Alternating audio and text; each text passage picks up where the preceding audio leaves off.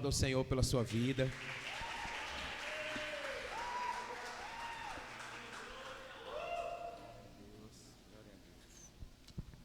Glória a Deus. É uma alegria muito grande poder recebê-lo. Como disse a nossa pastora, o Senhor hoje é a boca de Deus para falar ao nosso coração.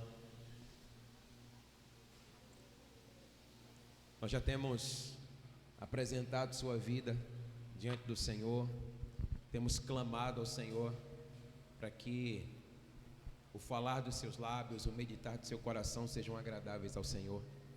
E cremos que assim será, como aconteceu ontem, quando o Senhor falou tremendamente ao nosso coração, por meio do nosso pastor Maurício.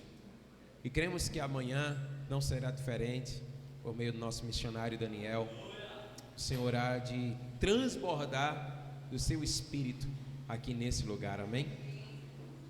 Queridos, quantos aqui desejam mais do Espírito Santo sobre a sua vida?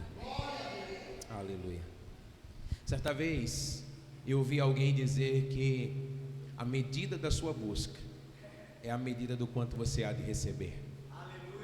Então, a medida do quanto você se rende, a medida do quanto você se entrega, é a medida do quanto o Senhor derramará sobre você. Então, essa é uma hora oportuna para que você se incline para ouvir a voz do Senhor. Amém? Em nome de Jesus. Eu queria convidar você a se colocar de pé mais um instante. Vai preparando o seu coração aí. Coloque essas mãos santas sobre a vida do irmão que está ao seu lado. Profetize sobre ele nessa hora, que no nome de Jesus ele há de receber mais do Espírito Santo. Aleluia. Esse é o desejo da tua igreja, Senhor. Nós não queremos nada além do que o teu Espírito. Nós queremos ser cheios e transbordantes do teu Espírito. Que o peso da tua glória, Senhor, caia sobre nós nessa noite. E agora, diante da tua palavra, nós clamamos no nome poderoso do Senhor Jesus Cristo. Abra, Senhor, o nosso entendimento. Nós queremos ouvir a sua voz ministrando ao nosso coração. Toma o teu filho em tuas mãos. Que seja não ele, mas o Senhor nele, ministrando ao coração da sua igreja. Em nome de Jesus, nós devotamos ao Senhor agora toda a nossa reverência, toda a nossa atenção, para receber a tua palavra. Em nome de Jesus, diga amém, aplauda o Senhor e sente no seu lugar. Glória a Deus. Boa noite, amados, paz seja convosco. É um privilégio estar nesse altar, um altar consagrado pelo Deus Todo-Poderoso. Agradeço ao Deus dos céus por esta tão nobre oportunidade de nesta noite ser eu escolhido para trazer de Deus uma palavra para a sua vida. Que o Deus Todo-Poderoso possa abençoá-la de uma forma poderosa e especial. Amém? Já oraram por nós, já oraram pela palavra, o pastor já nos abençoou e já nos ortogou para que nós recebamos de Deus aquilo que o Senhor colocou em meu coração. Amém? Agradeço ao Senhor por estar aqui. Eu gostaria que os amados abrissem a Bíblia no livro de 1 Reis, capítulo 18. Vamos ler pelo menos 2 versículos, porque a história você já conhece. Glória a Deus.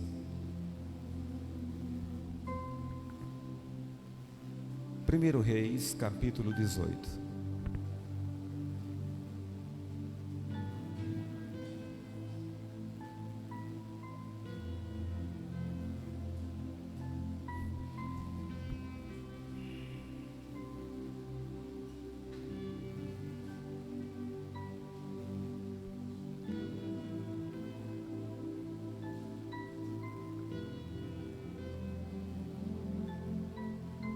Glória a Deus. Abriram. Versículo 30. Então Elias disse a todo o povo: chegai-vos a mim. E todo o povo se chegou a ele, e reparou o altar do Senhor que estava quebrado. Versículo 41. Então disse Elias a Acabe: sobe, come, bebe, porque ruído há de uma abundante chuva.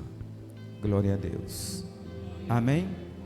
Queridos irmãos, é uma honra muito grande nesta noite de estar aqui, conforme eu já havia dito, e ministrar a palavra de Deus. Ela, na verdade, ela vem de uma forma muito especial para quem escuta e para quem ministra. Quando falamos da palavra de Deus, falamos de algo de espada de dois gumes, que ela opera tanto no altar quanto no átrio. E a palavra de Deus essa noite conta-nos, fala-nos de uma história a respeito do povo de Israel, que naqueles tempos, aqui de 1 Reis, o povo estava andando de qualquer jeito, de qualquer maneira.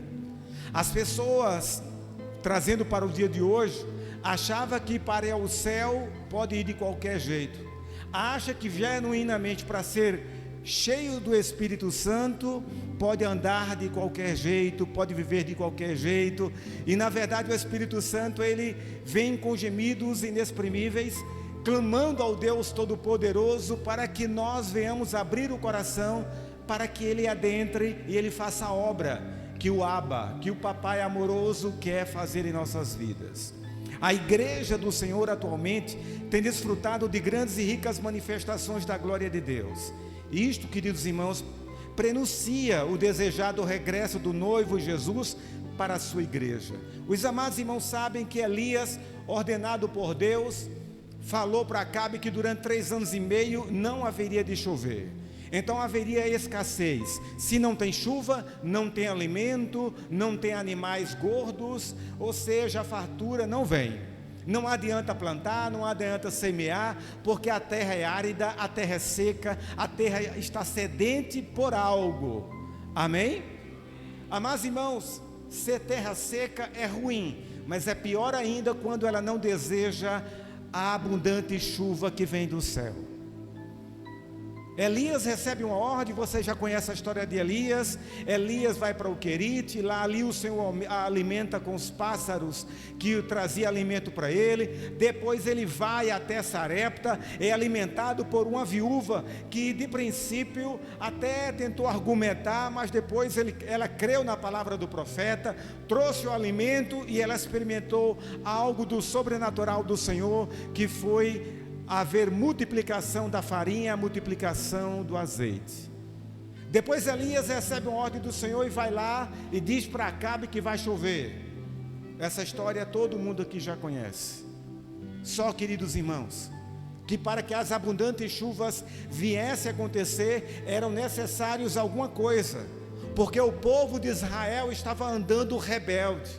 O povo de Israel naquele momento estava andando na contramão. Naquela época estavam na desobediência, estavam incrédulos, estavam impacientes, estavam desejosos de algo de Deus, mas não queria fazer para Deus e nem por Deus. Isto, irmãos, nós chegamos a aprender que como resultado destes acontecimentos, vimos muitos dormentes despertados, acomodados em ação, indiferentes, contagiados por esta glória divina, que é a chuva do sobrenatural de Deus. E para que isso venhamos a desfrutar deste avivamento, um avivamento dessa chuva do Senhor, Deus exige, irmãos, que satisfaçamos alguns requisitos. Amém? E temos esta verdade ilustrada em 1 Reis 18:41, onde Elias anuncia a Acabe a vinda de uma abundante chuva. A chuva, queridos irmãos, é um dos símbolos do Espírito Santo, que também se apresenta como fogo, acabamos de cantar, como óleo. O Espírito Santo se apresenta como rio, como vento, como pomba, como selo, como orvalho, como azeite. As abundantes chuvas significam um grande derramamento do Espírito Santo, ou seja, um avivamento espiritual. Para sermos molhados por este avivamento, também precisamos entender sem reservas, amém? A gente precisa atender sem reservas aos requisitos que Deus estabelece. E para essa palavra que nós receberemos de Deus nessa noite, precisamos de alguns requisitos para que as abundantes chuvas de Deus venham. E o primeiro passo, que quando Elias, ele chega, vai falar para Acabe, ele manda juntar ali os 450 profetas de Baal. E quando eles foram se encontrar, os amados sabem que ali, muitos profetas de Deus já haviam perdido a vida. Quando Elias chega diante dali dos profetas de Baal, ele faz um desafio, e ele diz assim: vocês vão invocar até o meio-dia o nome do Deus de vocês, o nome do Deus que vocês não dizimam, o nome do Deus na qual vocês não têm coragem de ofertar, o Deus de vocês que na verdade vocês não têm coragem de ler, o Deus de vocês que tem tirado o ânimo, e vocês obedecem para não orar, para não buscar o avivamento. E daí, amados irmãos, os profetas falaram: isso é legal, isso então faz o altar, corte um boi e ore ao Deus de vocês. E dali eles cortaram, começaram a orar, passaram 1 hora, 2 horas, 3 horas, 4 horas, e chegou o meio-dia e nada tinha acontecido. Começaram a cortar o seu corpo com lâminas, começaram a cortar o cabelo, começaram a cortar as vestes, mas o Deus deles não responde. Queridos irmãos, nenhuma ação do diabo tem poder de fazer algo ou neutralizar algo diante daqueles que estão ligados no céu. Agora Elias viu que eles desistiram. Elias olha para o altar de Deus e vê que estava tudo bagunçado. E quando ele olha para o altar de Deus, o primeiro passo que Elias encontra para fazer que as coisas de Deus viessem fluir, o primeiro passo foi consertar o altar. Se quisermos genuinamente que o Espírito do Senhor possa fluir assim como eu glorifico a Deus, pelo louvor e pela adoração que sai desse altar, é um negócio tremendo, pastor. A adoração aqui é linda, é gloriosa, é profunda. Eu vejo isso aqui no Cajado e Pão, eu vejo aqui nesse culto glorioso, eu vejo a glória de Deus aqui.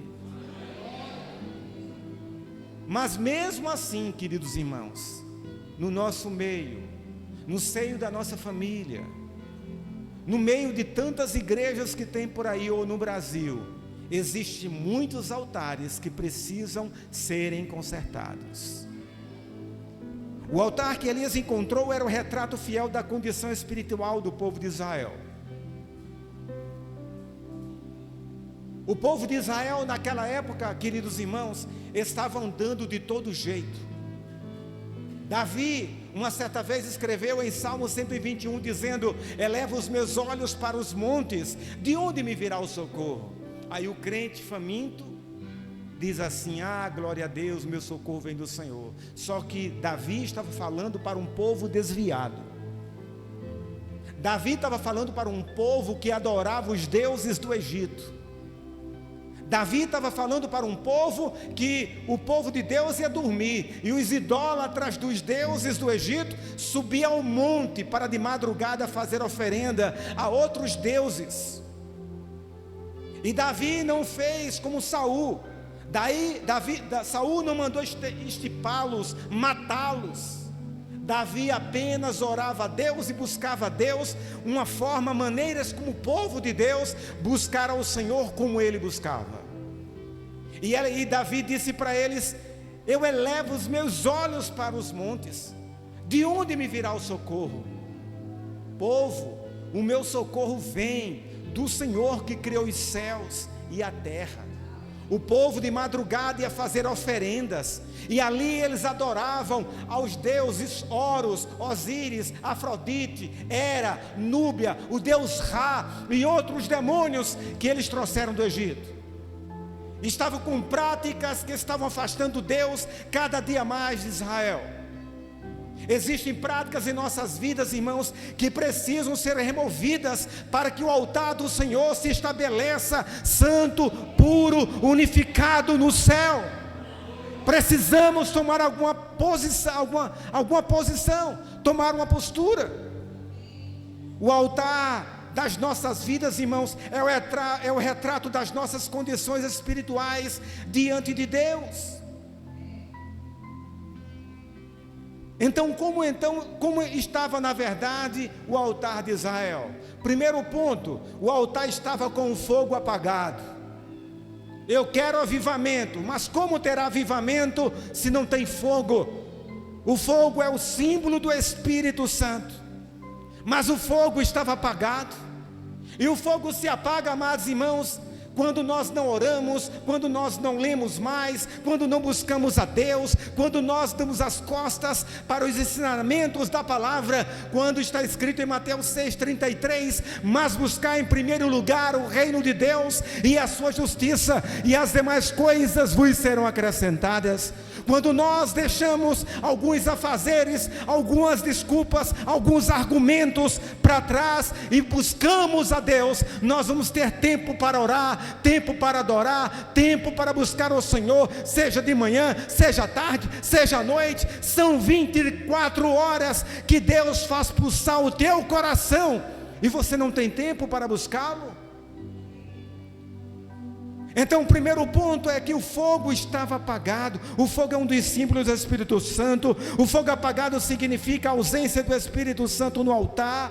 Devemos conservar aceso, irmãos, em nossas vidas o fogo do Espírito Santo. Em Levítico 6,13 fala que o fogo arderá continuamente sobre o altar e não pode apagar.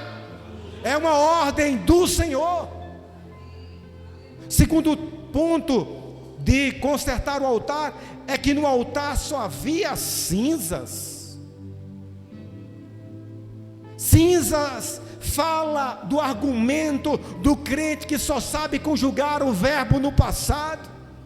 Um dia eu falei em línguas, eu toquei no altar, eu dancei no ministério de dança, eu fiz encontro, eu fiz o pré, eu fiz o pós, eu fiz vários seminários, mas hoje eu estou nessa situação.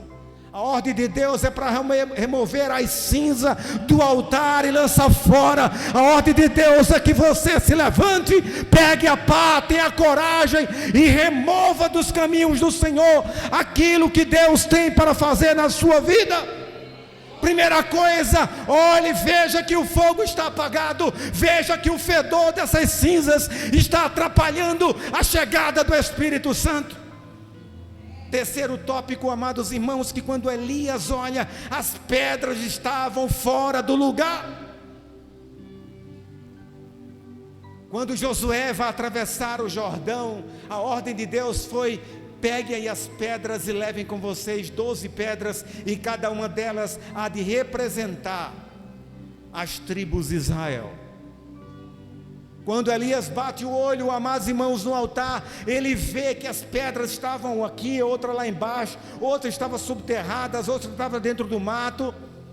E daí Elias manda juntar as pedras. Junte as pedras afastadas naquele tempo representavam que o povo de Israel estavam tudo dividido, as tribos estavam separadas, as famílias estavam rasgadas, longe das coisas de Deus.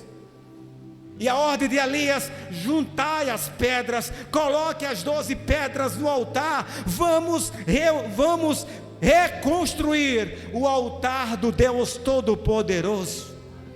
Se nós quisermos genuinamente o avivamento de Deus em nossas vidas, precisamos acender o fogo, precisamos remover as cinzas, precisamos reunir as pedras. Salmo 133 diz: quão bom e quão suave é que os irmãos estejam em união. Só podemos colocar cerâmica na igreja se nós nos unirmos. Só podemos colocar forro na igreja se nós nos reunirmos, ouvirmos a direção de Deus da parte da pastora e do pastor Vanderlei. Aquilo que Deus colocar em seu coração, eu preciso estar junto, eu preciso fazer parte, eu preciso carregar as pedras, eu preciso remover as cinzas, eu preciso manter aceso o fogo do Espírito Santo na minha congregação, na minha casa, na escola, no trabalho, na rua, conversando com meus amigos, conversando com meus parentes, mas o fogo do Senhor precisa sair de dentro de mim, fazer das minhas orelhas, dos meus narizes, sair da minha boca como uma chaminé ardente. Todas as vezes que eu falar, o povo precisa ver que o fogo do Espírito Santo está jorrando do meu coração para fora e precisa atingi-los. Os dormentes precisam se levantar, os fracos precisam adquirir forças através das palavras que sairão da minha boca. Altar ajustado, poder de Deus respondido. Aleluia. O quarto tópico, que Elias, quando bateu o olho, ele viu que no altar faltava lenha. Começamos a cantar aqui, que canção gloriosa. A lenha é o nosso corpo representado como madeiro, como combustível do altar. Para ter fogo tem que ter lenha.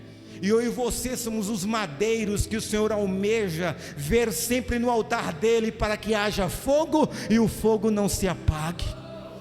Nós precisamos ser tochas nas mãos do Todo-Poderoso. Você precisa ser tocha nas mãos do pastor Vanderlei, para todas as vezes em que ele precisar. Eu vou abrir uma célula, eu vou abrir outra célula, ele precisa pegar você em suas mãos, e com certeza você já está aceso, para que possa iluminar os candeeiros, as lamparinas, na casa daqueles que estão em trevas. Deus quer usar você, meu irmão. Não perca tempo, não há mais tempo para brincadeiras, não há mais tempo para coisas que não têm vida, que não edificam. É hora de buscar ao Todo-Poderoso, é hora de acender o fogo, é hora de remover as cinzas, é hora de juntar as pedras, é hora de ser lenha no altar do Senhor. Aleluia. A lenha como madeira, ela fala do nosso lado humano.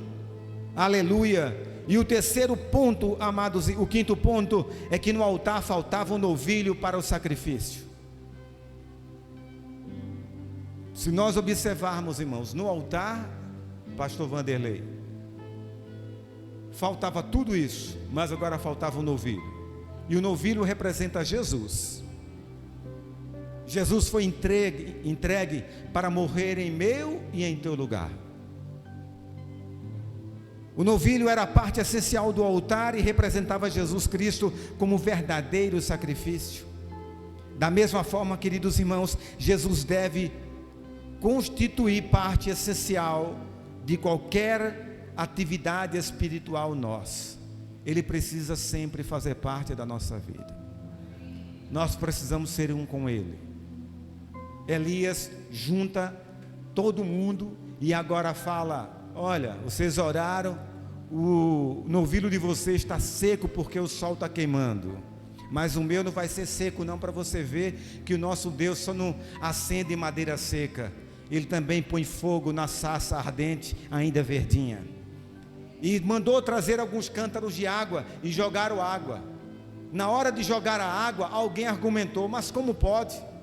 A gente vai buscar água, a água é aquilo que nós mais estamos precisando. Mas quando Deus dá uma ordem, Ele não vai pedir o que você tem. Ele vai pedir, talvez, um pouquinho de alguma coisa que você tem. Você tem em algum lugar, a água tinha em algum lugar, porque trouxeram água. A necessidade do povo naquela época era água. Qual é a sua necessidade? É dinheiro? Seja dizimista, seja ofertante. Você não sabe que é uma ordem divina, não é ordem de pastor? Se pastor também não dizimar, vai cair na mesma desgraça. Por isso que pastores são dizimistas, são ofertantes.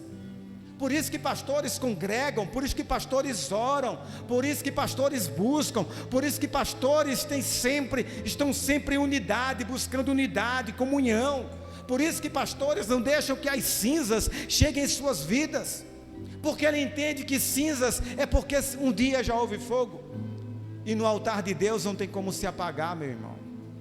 Para poder pregar tem que orar, Para poder pregar tem que ler. Para poder pregar tem que haver investimento com Deus. Então, queridos irmãos, trouxeram a água.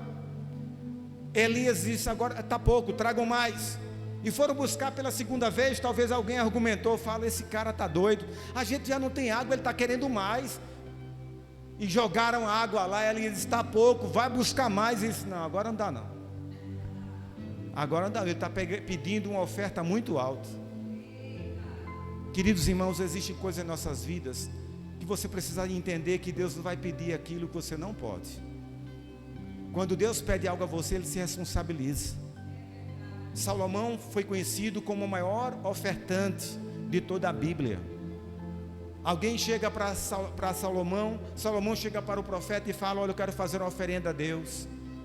E essa oferenda a Deus, eu quero oferecer 100 novilhos. O sacerdote olha para ele e fala: não, está pouco.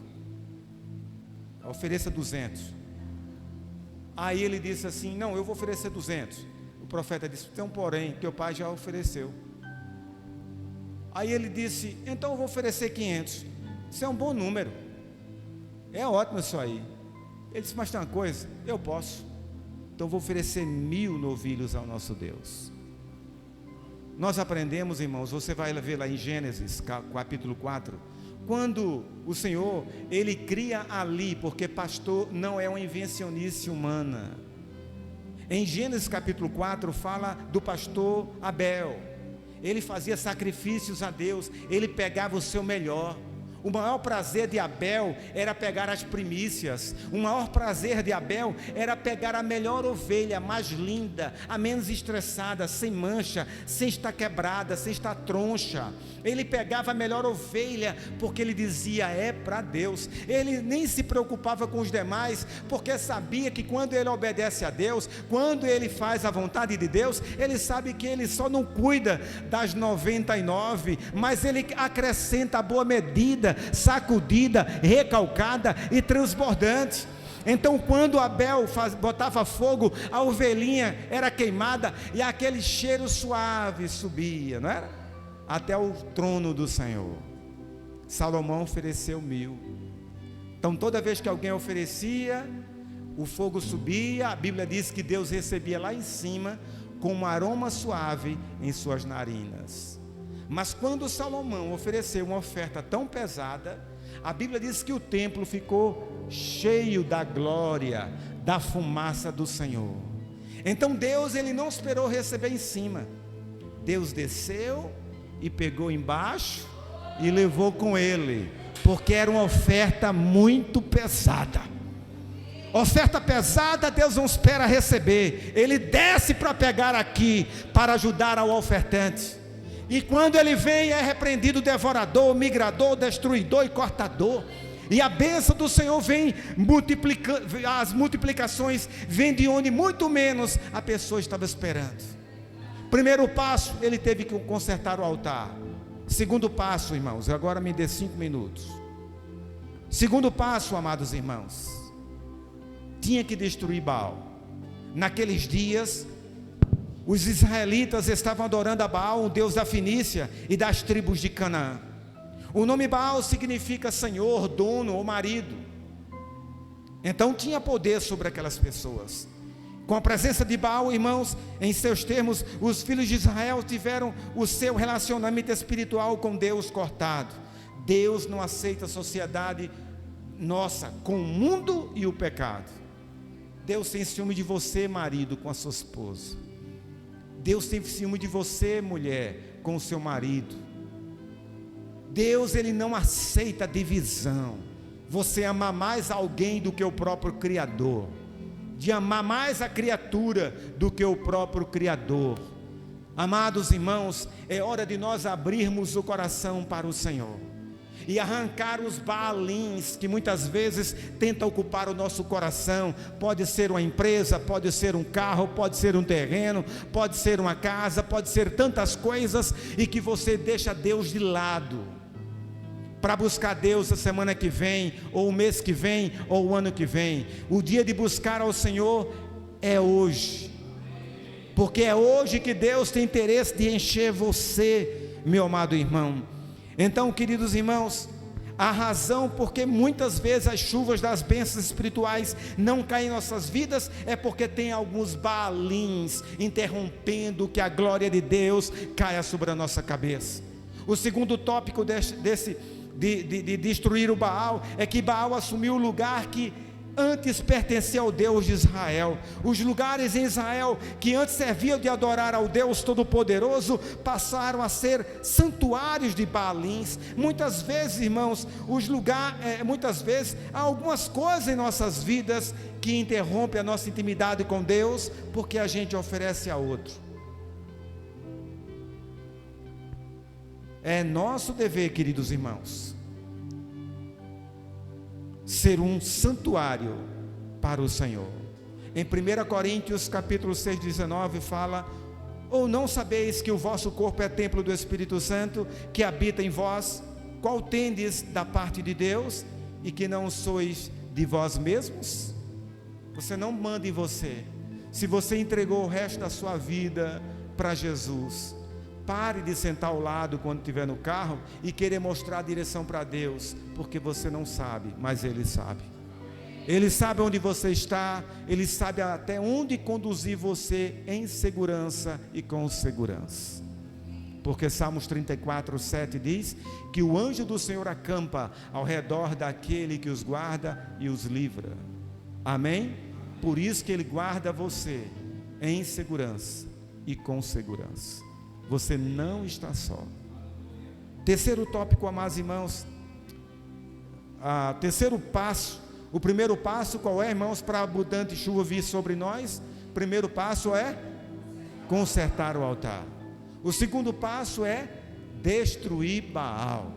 E o terceiro passo, queridos irmãos, é subir ao monte. Aleluia. Amém? Agora que você consertou o altar, agora que você destruiu Baal, é hora de buscar ao Todo-Poderoso para que as abundantes chuvas venham. Mas não pode ser de qualquer lugar, tem que ser no monte. Existem momentos que nós não podemos orar dentro de uma sala de aula, a não ser fechar os olhos e orar ali, mas dobrar os joelhos a gente não pode. Não podemos dobrar os joelhos em uma avenida, porque alguém vai nos chamar de louco. Mas nós podemos chegar na nossa casa, nos trancar no nosso quarto, dobrar os joelhos e buscar ao Deus Todo-Poderoso.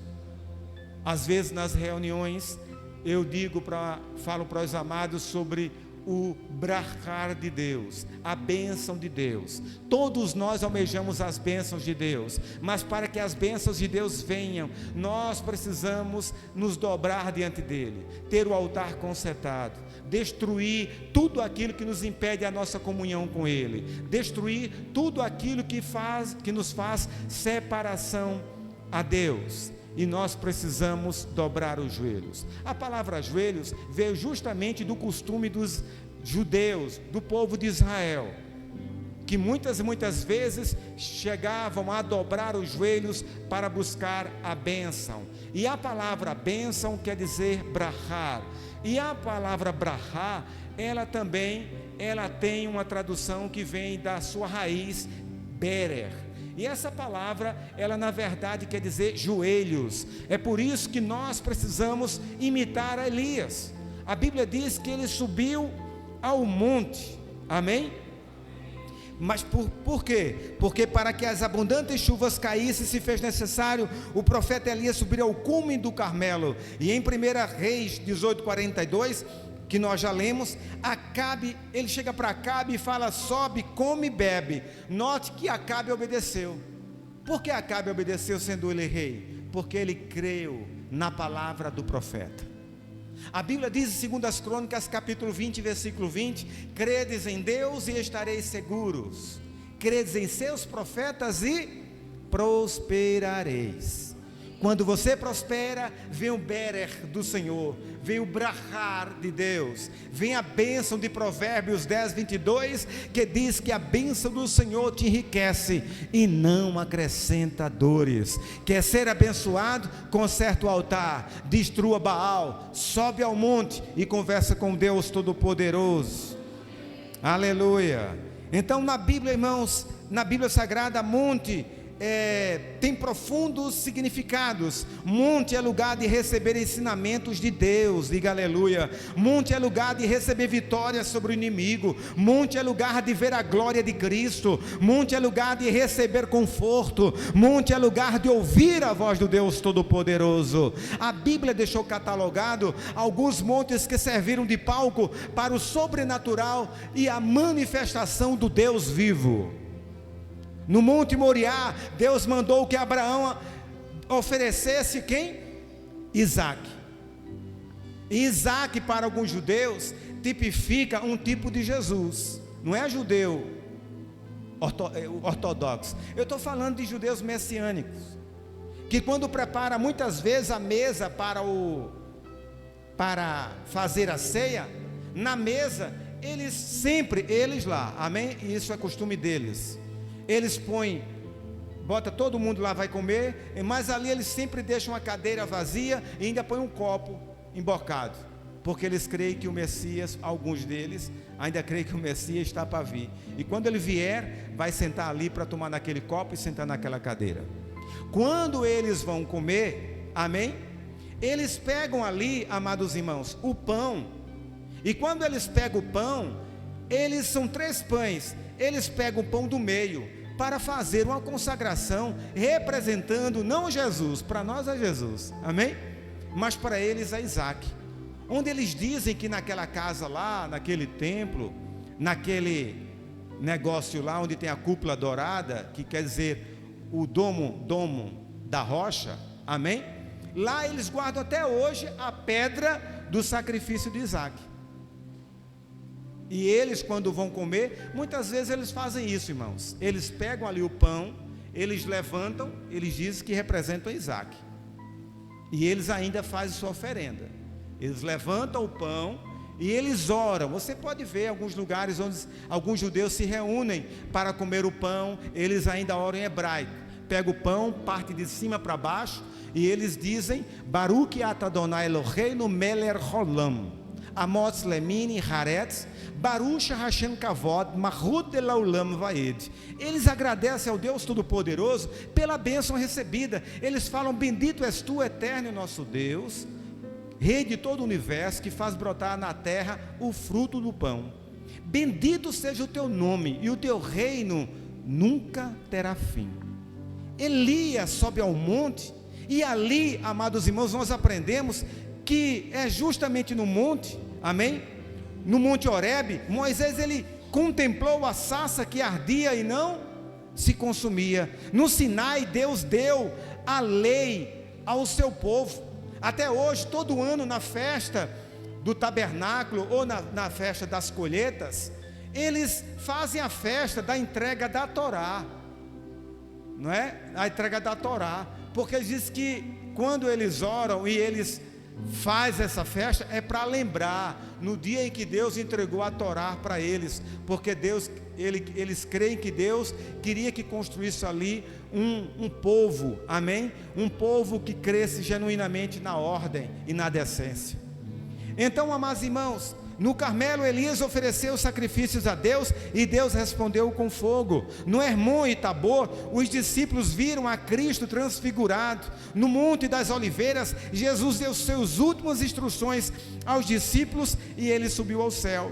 Mas também tem 2 montes, porque nos montes Ebal e Gerezim, ali foram lidas as bênçãos e as maldições. Por isso, irmãos, que o primeiro passo é conserte o altar.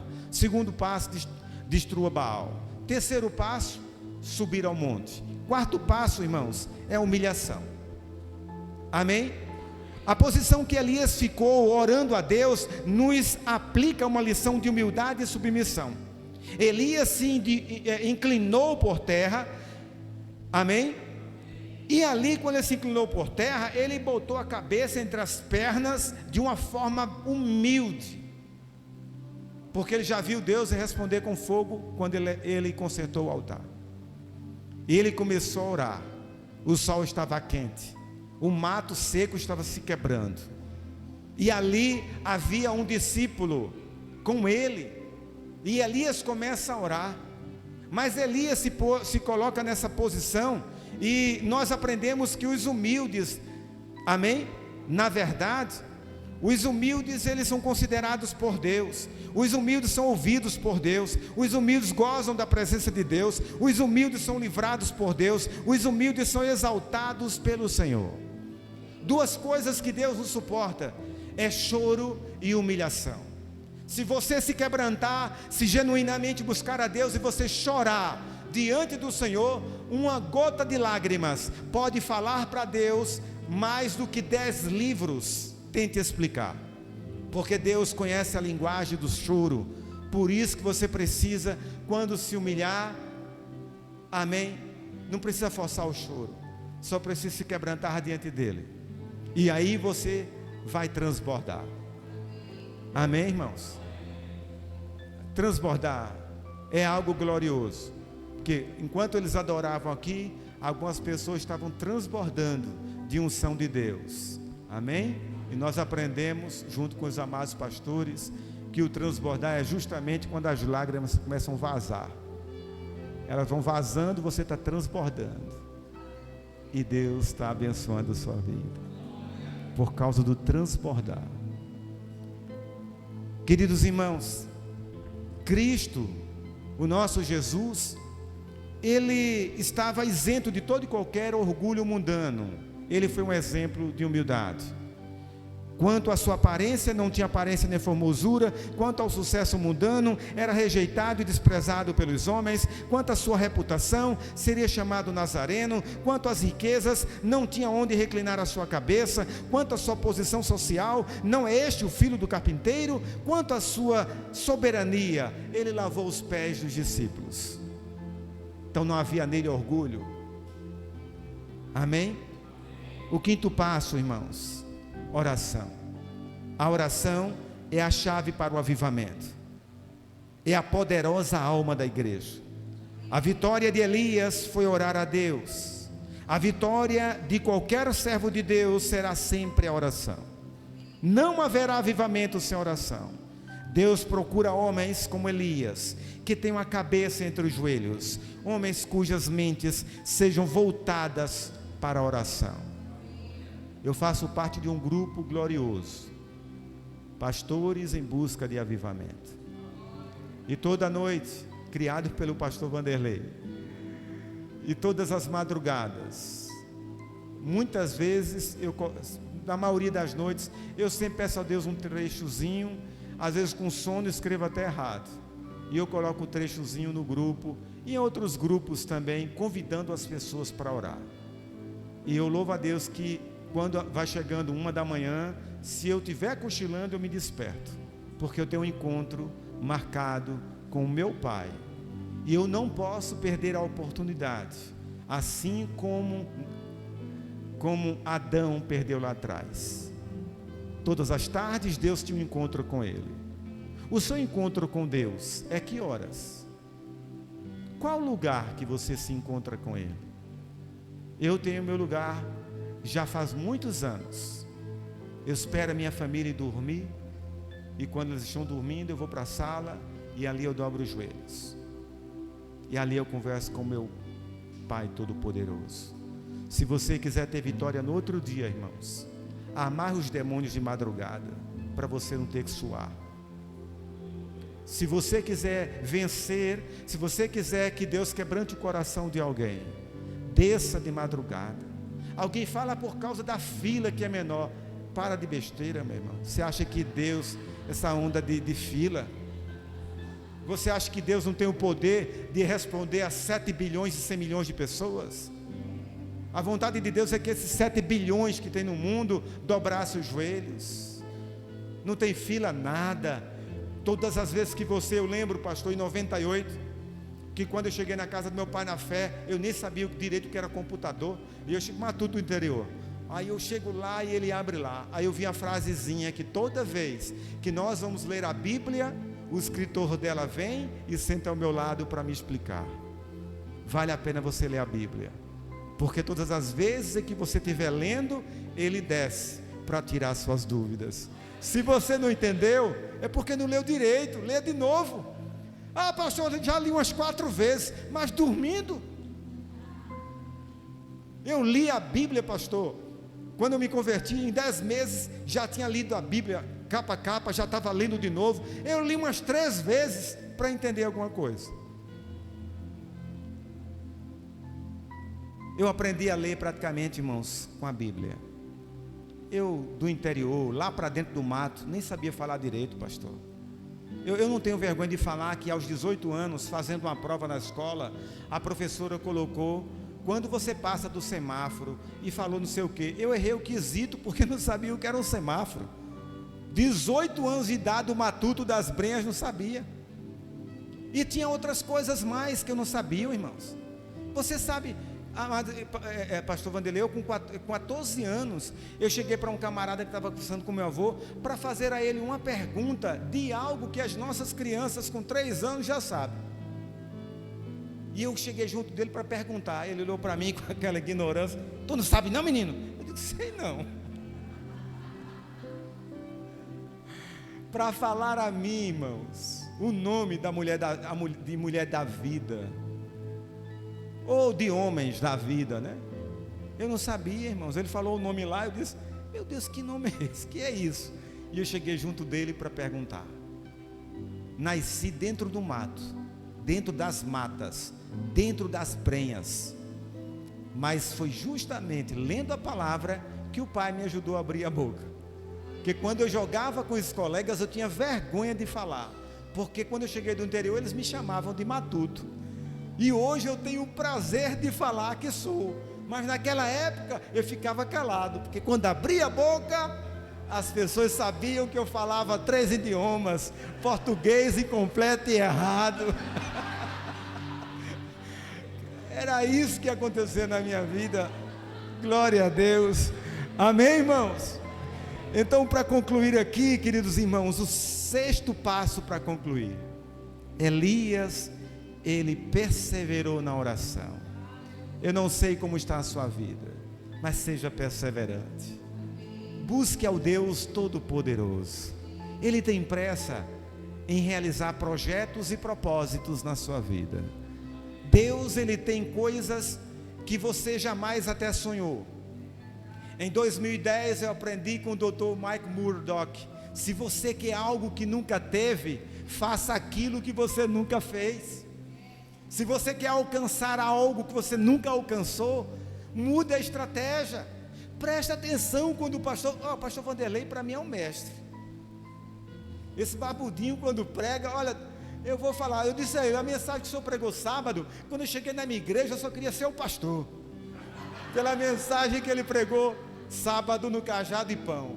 Eu não estava aqui, eu expliquei para ele o porquê que eu não pude vir, mas foi bênção do Senhor. Amém? Não vou convidar para você vir, porque ele faz um banquete. Se você vier, vai diminuir para mim. Desculpa aí, pastor. Desculpa aí, pastor. Eu quero concluir, meus irmãos, dizendo que Elias orou 7 vezes. Amém? E não sabemos quanto tempo durou cada oração, mas orou com perseverança até que recebeu a resposta. A Bíblia, há grandes bênçãos de Deus para os perseverantes. O que perseverar até o fim será salvo. Os crentes primitivos perseveravam na doutrina, no partir do pão, na oração, e havia temor e muitas maravilhas, sinais aconteciam entre eles. Os apóstolos perseveravam unânimes e juntos tinham alegria e singeleza na oração. A perseverança, queridos irmãos, resulta no recebimento da coroa da vida prometida pelo Senhor. A perseverança nos conduz para o prêmio da soberana vocação de Deus em Cristo Jesus. Amém?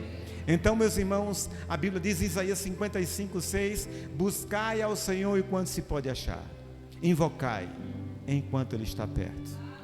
Buscai em primeiro lugar o reino de Deus e a sua justiça.